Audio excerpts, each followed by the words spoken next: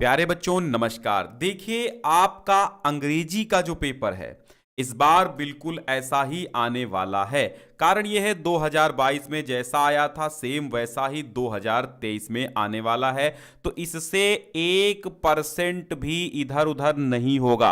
आराम से इसको समझने की कोशिश कीजिए, पूरा पैटर्न समझिए, ऐसा ही आएगा। इसके अलावा मतलब मैं गारंटी लेता हूं एकमात्र डिफरेंस नहीं होगा 1% मात्र भी। जैसे यहां पर लिखा है 4 पेज हैं, ऐसे पेज लिखा होगा।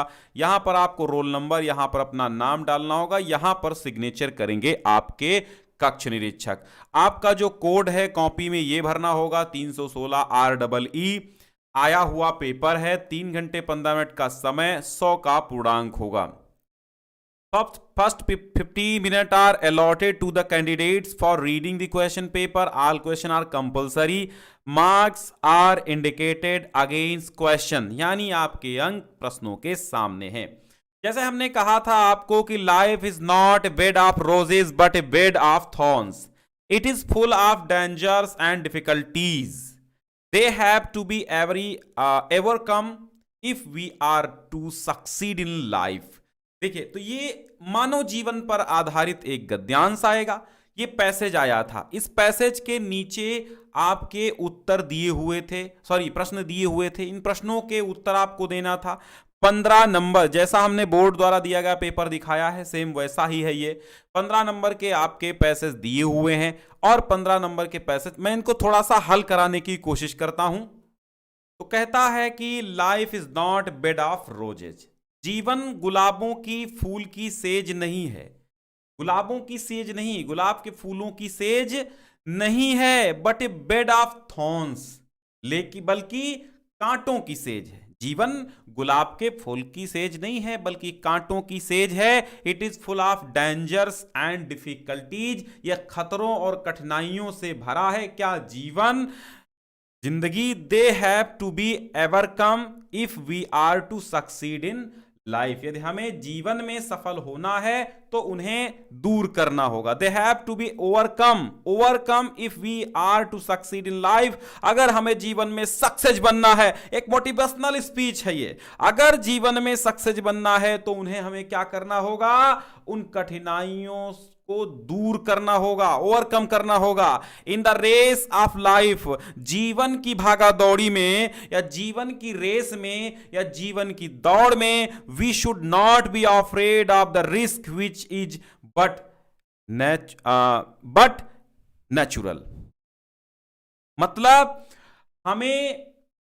हमें उस जोखिम से, उस रिस्क से नहीं डरना चाहिए जो नेचुरली है, जो स्वाभाविक है. We should not be afraid of the risk. हमें उस रिस्क से नहीं डरना चाहिए विच इज बट नेचुरल, क्योंकि वो एक क्या है? वो एक स्वाभाविक है. जो स्वाभाविक है उससे नहीं डरना चाहिए, वो तो होना ही है, सबके जीवन में होता है. और success in any work in life goes to those person who welcome risk. जो रिस्क का स्वागत करता है, यानी जीवन में किसी भी कार्य में सफलता उन्हीं व्यक्तियों को मिलती है जो जोखिम का स्वागत करते हैं. हु वेलकम्स रिस्क, जो रिस्क का स्वागत करते हैं. Success in any work in life goes to those persons, उन लोगों के जीवन में सफलता मिलती है जो रिस्क का स्वागत करते हैं. अगर रिस्क नहीं तो सक्सेस नहीं.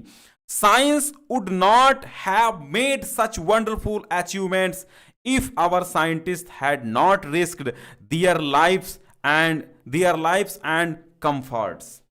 समझिए, अगर हमारे वैज्ञानिकों ने अपने जीवन और सुख सुविधाओं को जोखिम में नहीं डाला होता तो विज्ञान इतनी अद्भुत विचित्र उपलब्धियां हासिल नहीं कर पाता. The more difficult a work is, the harder should be our efforts to perform it. यानी कोई कार्य जितना कठिन होता है उसे करने के लिए हमारे प्रयास भी उतने कठिन होने चाहिए. जितना कार्य कठिन उतने प्रयास भी कठिन होने चाहिए. Life is not a smooth selling. जीवन एक सहज सेलिंग अर्थात नौकायत नहीं, नौका चलाना नहीं है. Petty difficulties frighten a weaker heart who is not prepare to take a risk. यानी जीवन एक सहज नौका चलाना नहीं है। छोटी छोटी मुश्किलें उस कमजोर दिल को डरा देती हैं जो जोखिम उठाने को तैयार नहीं। But brave hearts achieve fame and honour because they enjoy taking risk. क्योंकि बहादुर दिल जो होते हैं वे फेम, प्रसिद्धि और ऑनर, सम्मान को प्राप्त करते हैं क्योंकि दे एंजॉय टेकिंग रिस्क, क्योंकि उन्हें आनंद आता है रिस्क लेने में। In short, risk bring success and work miracle. अंततः यही कहेंगे संक्षेप में, जोखिम सफलता लाता है और चमत्कार करता है। तो रिस्क लेना चाहिए। हाउ इज मैन्स लाइफ, आदमी का जीवन कैसा है? तो man's life is not a simple, ठीक है। आदमी का जीवन क्या है? Man's life is not a simple, is not easy, it is full of danger, difficulties and risk. बात समझ में आई?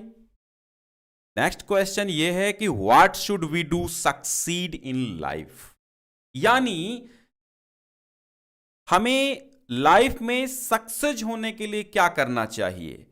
तो मतलब अब यहां पर देखो, हमें कीवर्ड सक्सीड वाला कहां मिल रहा है? यहां पे मिल रहा। They have to overcome, we are to succeed in life, यानी किनको दूर करना चाहिए? डिफिकल्टीज को, dangers and difficulties we have to overcome if we are to succeed in life. कुल मिला के टू सक्सीड इन लाइफ ऐसे लिखेंगे आप, सिंपल सा।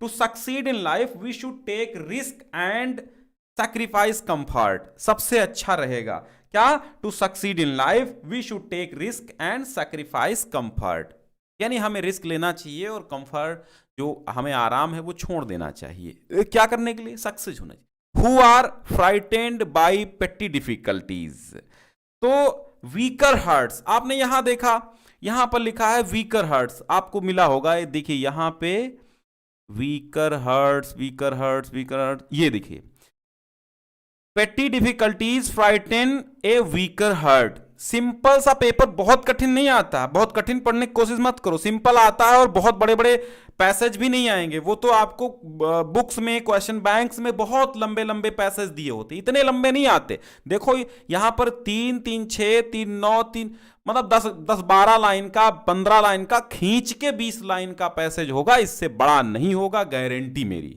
ये वो अलग बात है, वो किताब में छापने वाले 20-20 लाइनों का, 100-100 लाइनों छाप दिए हैं, इतना पढ़ेंगे आप तो 3 घंटे पढ़ने में चले जाएंगे।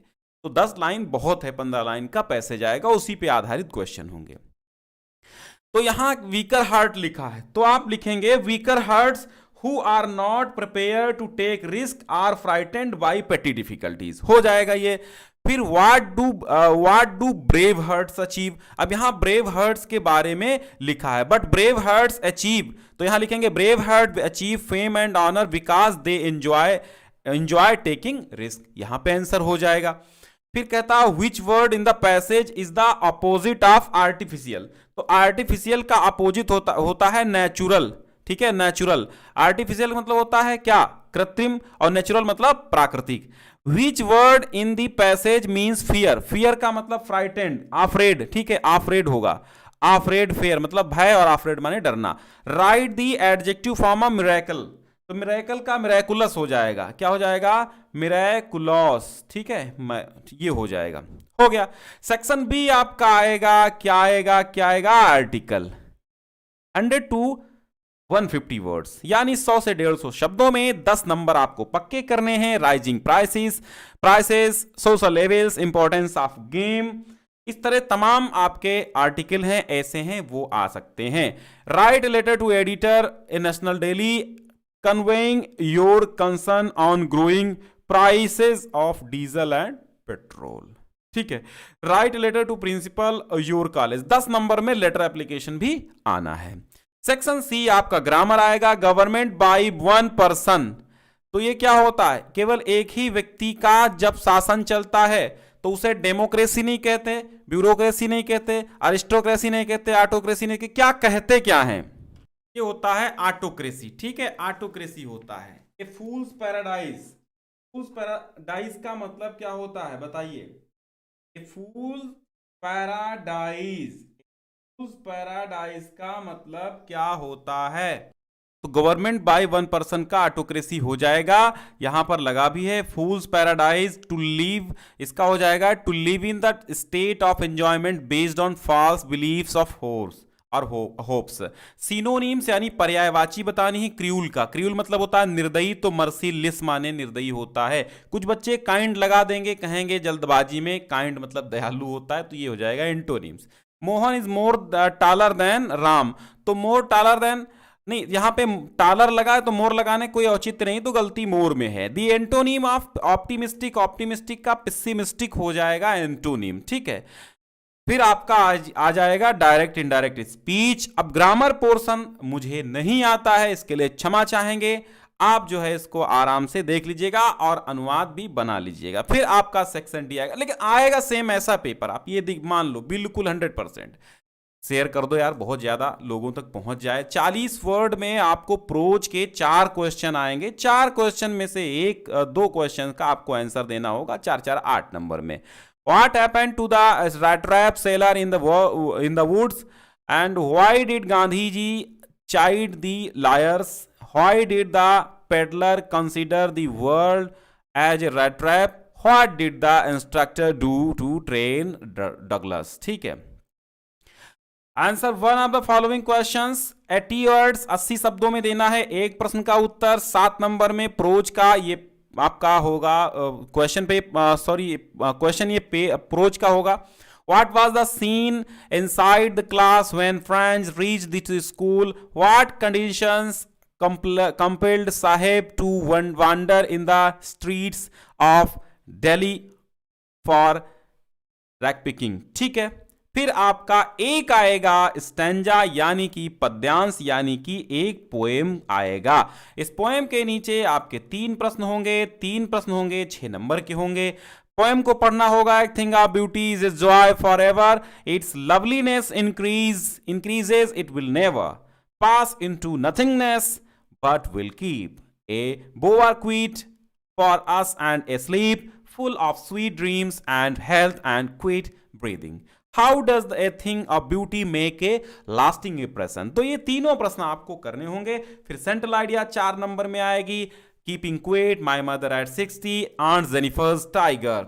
Answer the following question in about 40 words. ठीक है। How did Charlie enter the third level? यहां पे आपके सप्लीमेंट्री रीडर के 2 प्रश्न आएंगे।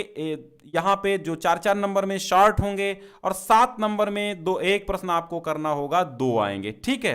टाइगर किंग से आया है।